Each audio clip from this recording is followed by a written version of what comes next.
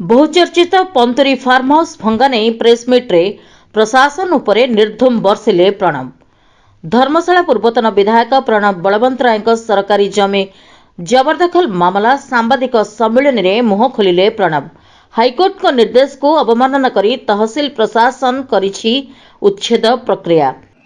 आज विषयटी हूँ गणमाध्यम बहुत चर्चित फार्म हाउस विषय रे विशेषकर सेटा वास्तव में मोर गड़मधुपुर ठारे 12 एकर 88 डिसमिल रेकर्ड जमी जोटा को आम कह स्थितिवान जमी जड़े तहसीलदार लोभरे हो बा भय हो केमिति नीति नियम को न मानी निज मानविकता को बिकी दे पारे, सरकार देइथिबा क्षमता को दुरुपयोग करि पारे, हाईकोर्ट निर्देश को न मानी निज रोजगार हो बा राजनैतिक उद्देश्य पई काम करिवार उदाहरण सृष्टि करिसंती धर्मशाला तहसीलदार। गत किछि दिन तले धर्मशाला तहसीलदार फॉर्म करे गोटे मते नोटिस करथिले जे आपण 1 एकर 10 डिसमिल सरकारी जगह माड़ी बसिसंती एवं मो उत्तर रखिथिली तांको उत्तर रखिथिली जे जहा जदि मो सरकारी जगह माड़ी बसिची ताले आपण जेतबे मापी थिले मु साइड प्लॉट हिसाब से मते नोटिस करवा कथा से कथा आपण करि नांती। जदि करि नांती आपण मापिला बेले जो फील्ड बुक हो बा जो रिपोर्ट करिथिबे से रिपोर्ट मते देले जदि मु जहा करिछि से विषय रे मु रेक्टिफाई करबी, किंतु तार रिप्लाई किछि भी देले नै। इमीडिएट फॉर्म ख इश्यू करि देले एवं जोथरे मेंशन कले जे 30 दिन भितर आपणकर जो जबरदखल जगह टी आम भांगी देबू।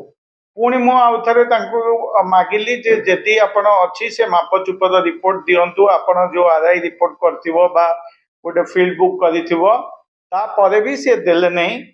तापरे मु मान्यवर उच्च न्यायालय हाईकोर्ट रो आश्रय नेली एवं WPC नंबर 13992026 16/1/2026 ऑर्डर अनुसार direction to the tehsildar Dharamshala to consider the objection of the petitioner as per his so cause and pass necessary order afresh till a decision is taken by the Tahsildar.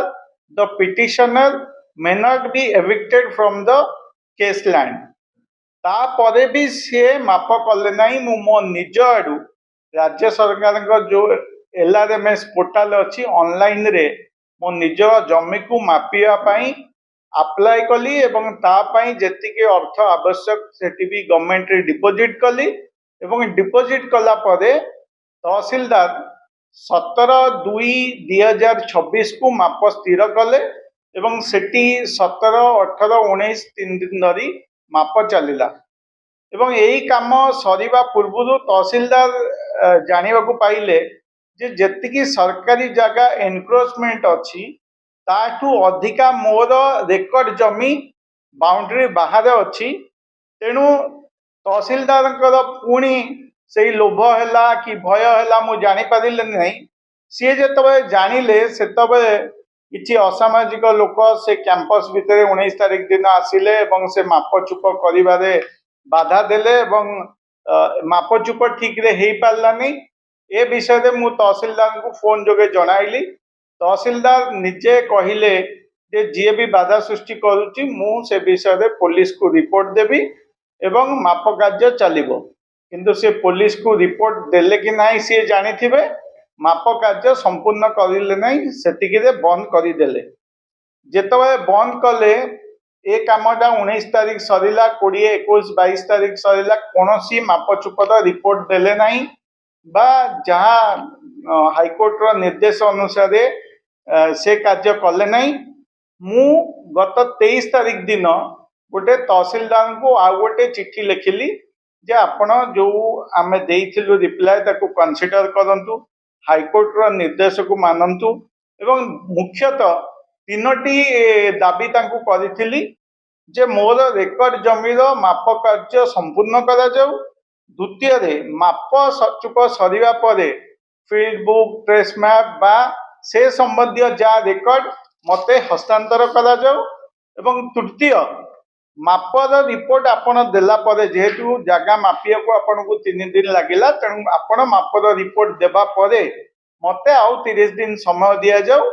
ଯୋଉଟା ସରକାରୀ ଜାଗା ମୁଁ ବାଡ଼ି ବସିଛି ସେ ଜାଗାକୁ ମୁଁ ନିଜ ଆଡୁ ଭାଙ୍ଗିଦେବି ଏବଂ ଯୋଉଟା ମୋର ଦଖଲକୁ ଆପଣ ମାପିକି ଦେଇଛନ୍ତି ଆପଣଙ୍କ ମାପ ହିସାବରେ ମୁଁ ପାଚେରୀ ବୁଲେଇଦେବି। ସେଠି ଚାଷ ହେଇଛି, ଫସଲ ହେଇଛି, ନଷ୍ଟ ହବ। ତେଣୁ ଆପଣ ରେକର୍ଡ ସବମିଟ କଲା ପରେ ଆମେ ଆମ ନିଜ ଆଡୁ ନିଜ ଖର୍ଚ୍ଚରେ ତାକୁ ଭାଙ୍ଗିକି କରିଦେବୁ ବୋଲି ଆମେ ଦେଲୁ। କିନ୍ତୁ ତାକୁ ବି ଶୁଣିଲେନି, ହାଇକୋର୍ଟର ନିର୍ଦ୍ଦେଶ ବି ମାନିଲେନି। ମତେ ବିନା ଇନଫର୍ମେସନ ରେ ସେଠି ଏଭିକ୍ସନ କରିଛନ୍ତି, ଗତ 24 ତାରିଖ ଦିନ ଏଭିକ୍ସନ କରିଛନ୍ତି। ତେଣୁ ବାସ୍ତବରେ ମାନେ କଣ ଆପଣ ମାନେ ଯୋଉଟା ଘଟୁଛି, ଯୋଉ ଏଭିକ୍ସନ କରିବା କଥା କହିଲି, ବାସ୍ତବରେ କଣ ଘଟୁଛି ସେ ବିଷୟରେ ବି ଆପଣ ମାନେ ଜାଣିବାର ଆବଶ୍ୟକତା ଅଛି। 2022 ମସିହାରେ ସେ ଜାଗାକୁ ମୁଁ ଜଣକୁ ଚାଷ କରିବା ପାଇଁ ଲିଜ୍ ଦେଇଥିଲି ଏବଂ ସେ ଲିଜରେ ବି କଣ୍ଡିସନ ଥିଲା ଯେ ସେ ଚାଷ କରିବ, ତାର ସୁରକ୍ଷା ପାଇଁ ସେ ବାଉଣ୍ଡରୀ ବୁଲେଇବ ଏବଂ ସିଏ ତା କାମ ସେଠି କରିବ। କିନ୍ତୁ ସେଠି ଚାଷ ସିଏ କରିଛନ୍ତି, ଆପଣ ଏବେ ବି ଗଲେ ଦେଖିପାରିବେ ସେଠି ଫସଲ ହେଇଛି। ଏବଂ ଡିମାର୍କେସନରେ ଯୋଉଟା ହେଲା ଯେ ଡିମାର୍କେସନର କେତେ ଗଲା କେତେ ମିଳିଲା ସେ ବିଷୟରେ ମୁଁ କିଛି ଗଣମାଧ୍ୟମରେ ମୁଁ ଦେଖିଲି ପ୍ରକାଶିତ ହେଇଥିଲା, ତାଙ୍କୁ ଧନ୍ୟବାଦ ବି ଦେବି ଯେ ଏତିକି ଗଲା ଆଉ ଏତିକି ଆସିଲା।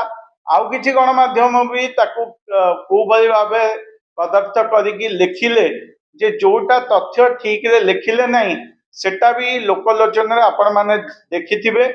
କଥା ହେଲା ମୁଁ ଯେତେବେଳେ ନିଜ ଆଡୁ ଡିମାର୍କେସନ ମାଗିଥିଲି ସେ ବିଷୟରେ କେହି ଲେଖିଲେ ନାହିଁ ଗଣମାଧ୍ୟମ। ଏବଂ ଆହୁରି ଦେଖିଥିବେ ମୁଁ ବିଶେଷ କରି ସମସ୍ତଙ୍କ ନାଁ ନବା ଠିକ ନୁହେଁ। କିଏ ଲେଖିଲେ 33 ଏକର ଜାଗା ମାଡ଼ି ପକେଇଛନ୍ତି, କିଏ ଲେଖିଲେ 31 ଏକର ଜାଗା ମାଡ଼ି ବସିଛନ୍ତି। ସରକାରୀ ତ ତହସିଲଦାର ନିଜେ କହୁଛନ୍ତି 1 ଏକର 10 ମାଡ଼ିଛି, କିନ୍ତୁ ଯେତେବେଳେ ମାପଚୁପ ହଉଛି 1 ଏକର 27 ଡିସମିଲ ମୋ ବାଉଣ୍ଡରୀ ବାହାରେ ଥିଲା ଯୋଉଟା ତହସିଲଦାର ଡିମାର୍କେସନ କରୁଛନ୍ତି।